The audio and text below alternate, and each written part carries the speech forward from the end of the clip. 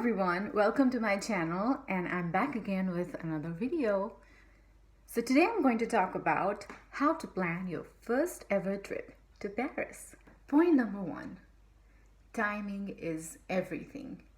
In anything that you do in life, timing is the most important thing. You have to get it right. So the thing is, depending on when you go to Paris in the year, you can have different experience. I would recommend the best time to go to Paris is between March and September. So imagine in what setting you would like to enjoy the city.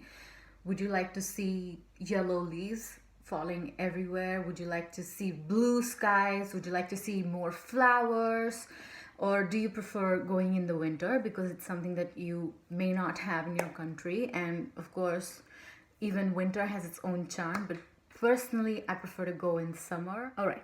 Point number two, accommodation. If you live just outside the city in the suburbs, you're going to be able to save a lot of money on your accommodation, which you can probably spend on food, shopping. So personally speaking, I would always prefer to live not at the center of the city unless it's one of the objectives that you really want to experience the life in the heart of Paris, but it's going to be really expensive. But keep one thing in mind, that is accessible by metro. Because when you are in the city, it's very unlikely that you're going to go around in a taxi or in a car unless that's something that you want to do. Mostly you're going to travel by metros. Know your metro map beforehand before you book your accommodation, because that's going to be the key part. That's going to save you a lot of time. There are a lot of helpful apps that you can download. I did download one app that I'm linking in the bottom. All right, now you have your timing figured out, your accommodation figured out. Point number three, and it's a very important point, is depending on the number of days and your goal, you can opt for a very useful pass called Paris Pass.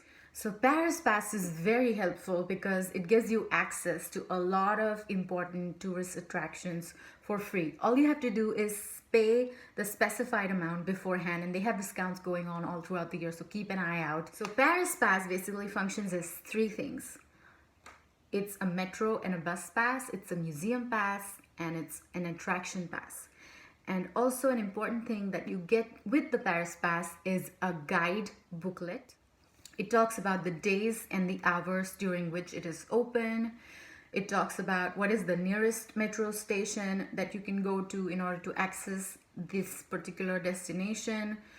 It also talks about the area in which it is located and a little more information, probably a paragraph or two about that particular attraction and what it is famous for. So that guidebook is extremely important, and that information I don't think is available in that kind of detail anywhere online except in that booklet. So I would highly recommend you to get it. Number four, the next point is perspective. Well, it's very important to explore Paris from different perspectives, especially for somebody who's going there for the first time, because you're going to have a different experience depending on how you look at it. For example, if you take the Seine River cruise, you're going to look at all the monuments at the banks of the Seine River, like Notre Dame, for example, or Alexander the Third Bridge, the river itself, people walking by. Big bus tour. So if you're sitting on the open bus, you're going to actually go through the routes of the city. So you'll be looking at a lot of monuments from a bit of a height, because when you're in water, you're going to look from below, but when you're in the bus, it's going to give you some height. One of the most important things that I remember about the big bus was when it took us through the Louvre, through the entrance, around the pyramid and back out. It was a wonderful experience, and I don't think I would have had the same experience had I just walked in and walked out. One of the best ways to explore the city is on foot, so definitely get on the road, walk around, walk through the little alleyways, touch the buildings, feel the place, go to cafes, go to the local restaurants, have a cup of espresso. Number five, look out for special events. So when I went to Paris, we reached on 14th of July, which probably you might know is the national day in Paris, is the Fête Nationale. It's also called the Bastille Day. It's a very important day for French nationals. It's like 15th August for India or 4th of July for the US.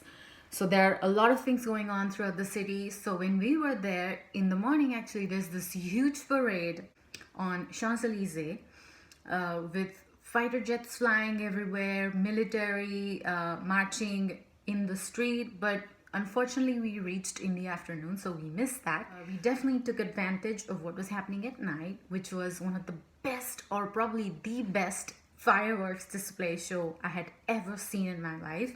It was at the Eiffel Tower, so most of the area around the Eiffel Tower was closed for security reasons, but we were in an area close to the Seine River bank and we had a direct view of the tower, and oh my goodness, it was literally magical. And I'm so fortunate to have witnessed it with my mom and my brother, and it's definitely once in a lifetime. We're always going to have this wonderful memory of that event, and it's an entirely different thing to watch it on screen and watch it in person.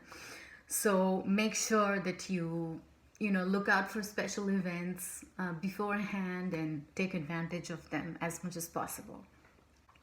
But on the other hand, we actually did not know that on 15th of July there was the football finale, and France happened to win this year. So the people went crazy, they went berserk. A lot of streets of Paris were filled with people on July 15th after the win, and also on July 16th, because the players were returning home. So to greet the players, people flocked the streets of Paris. The metros were full, a lot of the stations were closed. So now this one thing I did not really know is whenever there's a big event happening in the city, what the local police tend to do is they closed out a lot of the major metro stations for security purposes and to control the flow of people. So one must know if one station is closed, nearest station that you can go to take the metro back to wherever you're living. All right, number 6, it's going to be a cautionary advice. Do not wear flashy stuff. Do not flip out your iPhones, or do not wear extremely expensive watches if you're going to be walking around in the city, especially in touristy spots, because like in any other big city, let's be honest, it's going to be filled with thieves, and thieves usually target people who are new to the city, who do not necessarily know their way around the city. So they are definitely very soft targets. So if you're going there for the first time, you are one of them. So try to blend in. Do not try to stand out in the crowd by wearing a lot of flashy stuff, expensive jewelry or expensive watch. Be low profile so that you can blend into the crowd as much as possible. There are going to be a lot of people who are going to approach you, especially at Eiffel Tower, to sell souvenirs and whatnot. They're going to try to come close to you, try to sell things to you. I even saw this happening at Sacré-Cœur. So make sure that you give them clear indication that you're not interested and back off. Otherwise, they're going to trouble you like nobody's business. Number 7. So when you're going to be out and about the whole day, you're going to have to use restrooms at some point of time. Unfortunately, the thing is, in France, a lot of the restrooms are paid.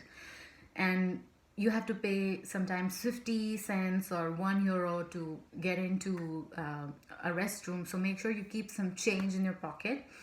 And a lot of the times, if you're used to using credit cards, they do not necessarily work in all the restaurants, hotels. So make sure you keep a local card, or if not, make sure you exchange your local currency to the euros and keep some cash on you. I would advise about €100 at the minimum on you, so that you never run out of cash. You won't get embarrassed if your card doesn't work at a particular location. Number 8. All right, so this is going to be about comfort. So of course, whenever we go to a new destination, most of the people want to dress up, they want to look good in pictures, but all of that comes at a cost. When you're in a city like Paris, where you're going to have to walk around a lot, you cannot wear heels. You cannot wear clothes that are not comfortable on your body, because trust me, I can show you the data. I walked at least 10,000 steps every single day when I was there, because some of the places are so close by that you can literally walk on foot and you don't necessarily need to take a metro to go there. Number 9. Speaking the local language, yes. So when you're in their city, in their country, you must know some of the basic greetings in French language. They expect you to say minimum things like bonjour, which is hello. If you bump into someone, excusez-moi or pardon. If you are entering a shop or a cafe, it's very polite. It's a custom to say bonjour and or bonsoir depending on the time of the day. And when you're leaving, au revoir, merci, and bonne journée, if you will. That makes people happy. And then if you want to start speaking English, you can. But I would highly advise that you learn these basic French phrases to make the person in front of you, make the Parisian in front of you like you and have a friendly attitude towards you. Alright, so we're on the last thing, number 10. Do not get upset if you cannot cover all the things on your checklist of your itinerary, because it's very unlikely that any plans that we make are going to be successful 100% of the time. For instance, like I just said, the football win, it was great for France. I mean, congratulations to them, but it was not very good for us because we missed out on seeing the Louvre or the Versailles Palace because we didn't really anticipate these type of things happening during those 2 days. So, be flexible, enjoy what you can, just count your blessings because, let's face it, a lot of people don't ever get to come to Paris. So be thankful that you got to come and experience the city, experience the vibe of the city, and just take it all in as much as you can, even if you are stuck at your hotel for some reason, or if you're stuck to the area where you're living. Try to see what is around you, try to talk to locals, know their culture, establish a dialogue with them, tell them about yourself. So just be positive about your whole experience and your whole trip, and I'm sure if you do that, no matter how many points you see, you're gonna have a good time. And I think the best way to go to Paris is not by yourself, but with somebody, with a loved one. It can be your parents and brother, like in my case, it can be your partner, it can be your best friend or your friend, anybody, but go with somebody so that you can share that experience and make memories of lifetime. All right, thank you so much. With this, I'm going to have to end the video, and I really appreciate that you stopped by, and I hope it was helpful for you. If it was, please do subscribe to my channel, leave a comment below, hit like, and share the video if you can. All right, bye-bye and have a great day.